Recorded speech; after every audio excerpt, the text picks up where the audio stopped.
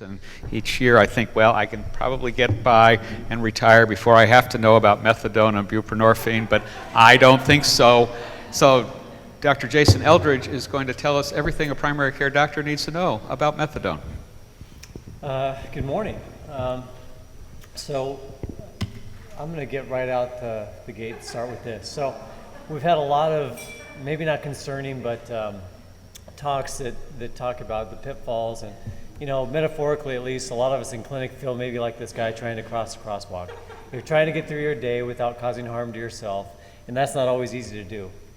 And in particular, there are some unique things that we need to know about certain drugs that make our life even more difficult. For those of you that can't read this, say, what's a mountain goat doing up here on a cloud bank? Well, it's possible it's a cloud bank. It's also probably more probable right at the side of a mountain, right? So what we're going to try to do is go over the relative risk-benefit of methadone. I've got nothing to disclose. And we'll focus really on kind of three facets of this. We'll go over some of the history, which is interesting to put it into context and understand how it became more prevalent in its usage, particularly for the US. And then we'll go over some pharmacology, followed by some discussion on basically unique toxicities and some best use recommendations. So we'll start with the case. 55-year-old is getting a knee replacement. And he's on 10 milligrams of methadone 3 times daily, as well as 8 milligrams of oral Dilaudid. Now I know we've kind of alluded to some of this with the earlier talk in terms of the potency.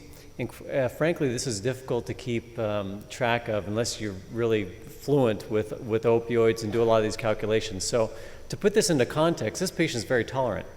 How tolerant? Well, if you look at the 8 milligrams of oral Dilaudid alone, that's about 200 milligrams of morphine equivalent per day. And then if you look at the methadone, 10 TID, that's an additional 250 milligrams of morphine equivalent. So now you're looking at someone that's really at a half a gram of morphine equivalent per day. And the easiest way to do this, actually the CDC guidelines, which were written, they actually have published in the App Store an app that has built within it not just the guidelines, but actually a calculator.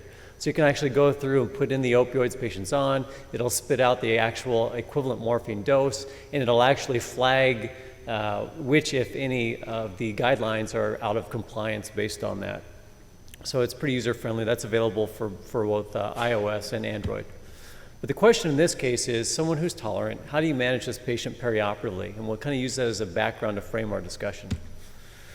So if you look at the history of methadone, it's actually pretty interesting. So basically,